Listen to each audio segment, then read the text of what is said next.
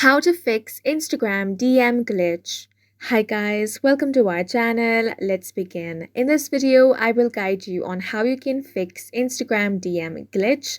The first thing you want to do is open up Play Store or App Store, then tap on the search bar and search for Instagram. Now, if you find the update button, tap on that and update the application to the latest version. By doing this, any bugs in the application will be fixed. Now you want to open Instagram and check if your problem has been fixed. If it is still not fixed, open up your settings.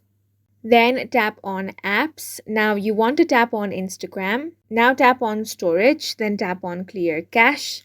Now if your problem is still not solved, you want to tap on the profile icon, then tap on these three lines. What you want to do next is scroll down and find the option of account type and tools. Now tap on switch to professional account.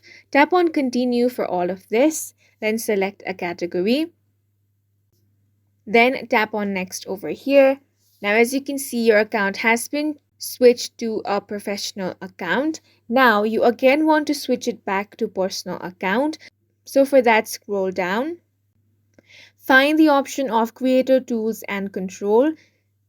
Tap on switch account type, tap on switch to personal account.